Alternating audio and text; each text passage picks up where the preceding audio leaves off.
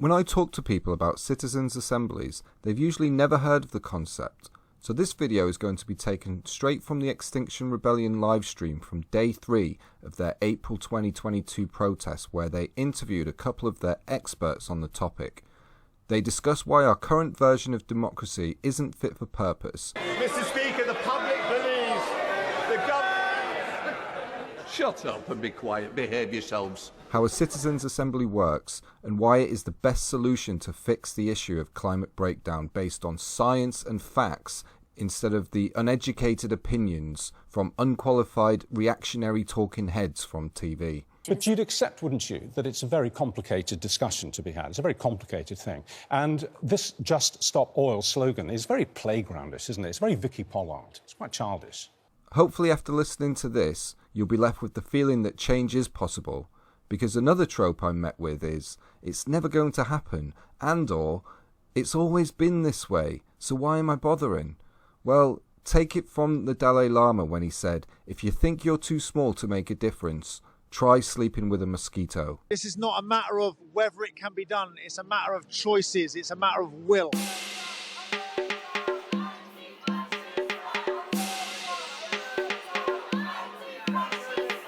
I'm a neo-reactionary absolutist. I believe in a absolute world order, organised in a particular way.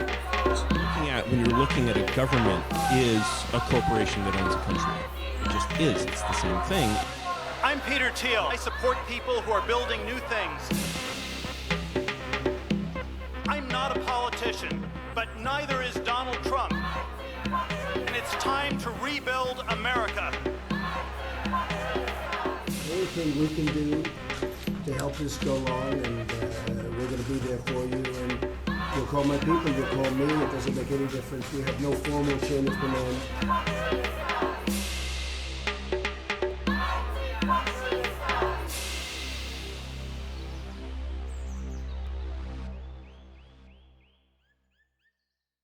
And I've just spotted someone over here. They've got a Citizens Assembly patch here. Look on the back. It says where citizens can pull together beyond party politics. And I'm just going to tap her on the shoulder. Would you mind talking on the XR livestream a little bit about Citizens Assemblies? Fine. Would you be up for that? That's super cool. I'm taking a bit of a chance, but you look like you might know what you're talking about. So look, you've got a whole bunch of leaflets here. We've had some talks about Citizens Assemblies because people do know about them. They're not very well known, but they have happened around the world, haven't they? And they have been successful. Yeah, they're happening more and more across the world, and they're becoming, you know, giving some positive impetus to our political system. It's a process, though, and we have to try it because we know that the status quo in our political system now isn't really working for us.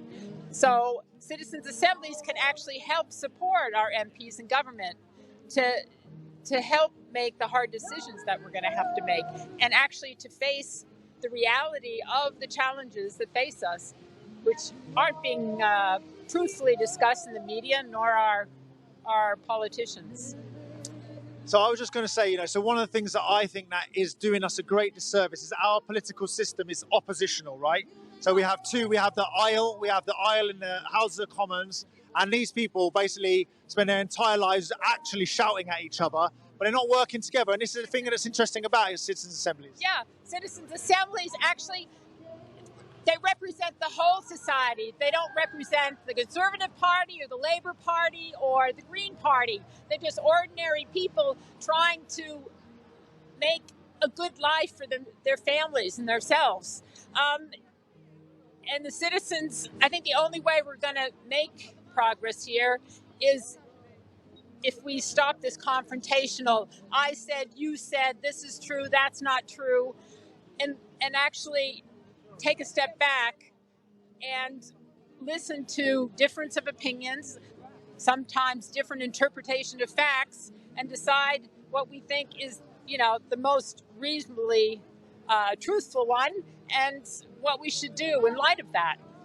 And I think that's one of the most beautiful things about XR is we're not saying we got to do X, Y, or Z. We're asking for ordinary people to be given the information and then they choose X, Y, or Z. And that to me it saves a lot of trouble. I don't have to be an expert on nuclear power, on onshore, offshore, carbon capture, fracking. What we are saying is ordinary people, we can trust them, right? Yes. Do you trust your neighbor to look after your house when you go on vacation? Do you trust your teacher of your child to look out for the best interests of your child? Yes, you do. They're ordinary people. And it's not, someone worried about the next election. Will they make the party ballot? Do they have to follow the party whip's recommendations on what's going on? So if we're going to get through this crisis, we're only going to get through it on a democratic basis, because some leader deciding what is to be done will not be fair and will also not be the best alternative. It's proven by science, the more diverse body of people you have feeding into solutions, looking at a problem, you end up getting the best solution. Because if you deal with a really small group, like only scientists or only politicians, they only have their experience and their baggage that they bring with them. They don't have the diversity. And this is a huge problem, and it's a society-wide problem. So it has to work for everybody. Hey, thank you very much. What was your name? My name's Laurie. Thank you, Laurie. It's been good to chat, and that's it. Citizens Assemblies is what we need, and we are absolutely serious. We need Citizens Assembly. We need an upgrade of democracy. Fergal, have you got someone to speak to? I'm going to hand over to you. Yeah, I was going to say, actually, my mum was on the Citizens Assembly in Ireland, so she was one of the 99 people that was selected through the sortition process. And and she's actually been on XOR having a talk to XOR explaining what it's like. I'm here with Dennis, isn't it? Des. Oh, sorry, Des. So Des, so you're part of Citizens Assemblies working group. I am indeed.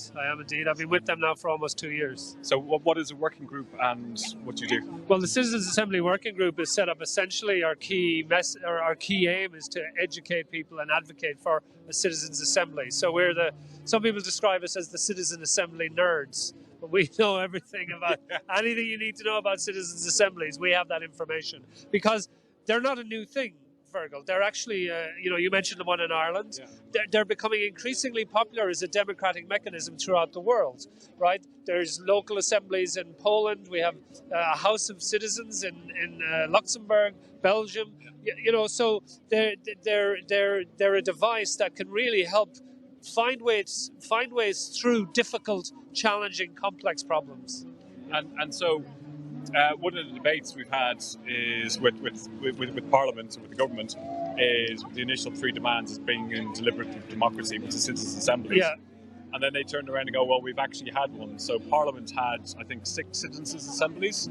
They did. I mean, the one that most relevant to us, of course, was the Climate Assembly UK, which happened in 2020. Yeah. Now that the issue, there was a number of issues with it. I mean, firstly, it was great that it happened, but it was commissioned by 6 parliamentary select committees. So it doesn't have the backing of the government. So government have no sort of commitment to it. There's no loyalty to it. It also had an issue in terms of the time frame. It was the question that was set was achieving net zero by 2050. The science that we're seeing now coming out of the IPCC report most recently is that time frame is it's too late. The science is overwhelmingly saying we have a window of 3 to 4 years in which we must act. And so that's why in this rebellion we're emphasizing the immediate demand, which is a stop to all new fossil fuel investment and development. And then we need the Citizens Assembly to guide us away. How do we transition in a fair way away from the dirty fuel economy into a more renewable fuel economy? So you said Citizens Assembly, right? So there's always a bit of confusion. People have on the bridges yesterday there was a People's Assembly. People's Assembly, so what's the difference between a People's Assembly and a Citizens Assembly? People's Assembly is a much more impromptu thing, and it's a gathering. You just bring people together and you have a sort of a facilitated conversation. So we could have that now. We could do a People's Assembly right here and make a decision. Are we going to stay here? Will we move on somewhere else? Yeah. It's a fast process. It's for simple questions. Yeah. A Citizens Assembly is a more robust process in that it involves a period of time where if you or I or whatever person was selected, there is a period of time where we're educated about the issues. because a lot of people might come to a citizens' assembly on the climate and not know a lot. And so they need to be educated. People need to be taught about critical bias and biased thinking, and they need to understand, how do I determine what somebody is saying, whether that's, does that feel believable to me, or are they presenting facts, or are they presenting opinion? And so the Citizens Assembly is designed to deal with issues that are facing us as a nation and as a world, really. So, what would that look like if we got a Citizens Assembly here in the UK to deal with climate change and biodiversity? So would it be like how many people in Ireland? They had 100 people. They had not. Well, it was 100. Yeah, 99, wasn't it? 99 plus Supreme Court judge. Yeah. Weren't they very lucky to have that? That's great. Yeah. Here we envisage, given the scale of the problem, that it would be 500 citizens would be selected to participate. Mm-hmm. They would then split into maybe 5 groups of 100. You need that larger number to ensure that there is diversity, ensure that there is that collective intelligence, right? So they might split off, and one group might look at transport, one group might look at manufacturing, one group might look at energy, one group might look at housing. And then you have these, so then people are educated.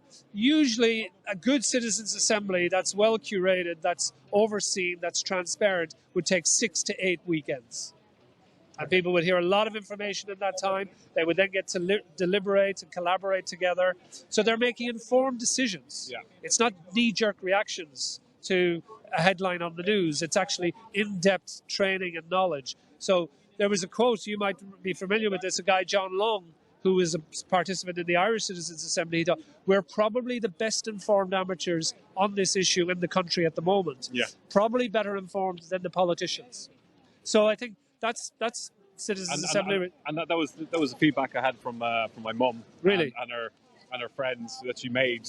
And the beautiful thing about the Citizens Assembly was because of like the sortition process, it's there to represent everybody from all walks of life, all the different ages, all the backgrounds. So you're not having like a group of elite people making decisions. In Ireland, I think it was like out of 99. They had 22% were over 65. They had like 2 unmarried mothers. They had housewives. They had students. They had people from different ethnic backgrounds, and collectively it was a representation of the country. And the knowledge that they were given, it was just like it was mind blowing. Yeah. My mum would be on the phone and goes, "Did you know about this? Did you know about that?" Yeah. For sure. And I think it's amazing when you see. I mean, we talk about the French Citizens Convention as well. I mean, the level of empowerment that occurs for people that take part in that journey is very, I mean, it's very substantial. It's significant. It changes people's lives. It is, yeah. It changes because people become informed, and it's really important. One of the key things that came out of the UK Climate Assembly was the top recommendation was education was the thing that was most missing. It was what was most required was education, so that people are aware of the issue. Yeah. And that's crucial. That's why we in the Citizens Assembly Working Group were about advocating and educating around what citizens' assemblies are. Because I think if the public are aware of what they are, they'll see the value of them. Yeah, it makes sense. And for people to get involved, what they need to do? Well, you can come along to check out the Extinction Rebellion website, and you'll see the third demand is Be the Change. Yeah. We have a lot of information there on citizens' assemblies, how they work, why they're effective. Yeah. I would head to the website and do that. Then come along to our talk. You'll see our talks. We do a talk every fortnight. That'll be listed on the website under the events page. Yeah. You also have our website there, or our email address there.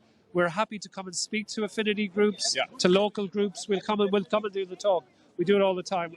With Zoom now, we can travel anywhere in the country. That's great. So, yeah. Because I think out of the 4 demands, Citizens Assembly has always been the one that most people don't really understand. Oh, yeah. Do you know what I mean? It's probably the least sexy in one way, because it's like, well, act now and tell the truth. Like, you can get onto that, and they're really important. But the Citizens Assembly is the process. The process by which we tell the truth, by which we act now. Yeah. So it's really an important component, and a part of our ecosystem in XR is the idea that the people would decide. And I'm just one last point on that really. Is like the is it the Gilets jaunes in France, the yellow? Yeah. So they brought in the tax, they call it carbon tax on fuel, and it affected like the poorest people in the country. That's right. And then you saw this huge backlash, right? Yeah. So, but if we had a citizens' assembly around a just transition, you'd have all these people talking about all the different ways of doing it and trying to get the fairest way of actually having a just transition. It's crucial. Justice has to sit at the heart of the Citizens Assembly process. Yeah. It's because it has to be fair. Otherwise, people are going to rise up against any recommendations that are made. Yeah. It has to be seen to bring everybody along and to be done in a way that the impact on everybody has to be considered. Yeah. Right? But we need to move in that direction. We need to move towards a solution because currently we're all in the firing line for the impact of climate chaos. Yeah. So, that's why we need to move in this direction. Excellent. Well, keep up the good work. Thanks, Fergal. Thanks for having us on. We'll check out your talk. Yeah, please do. Yeah, we'll see you in the streets again.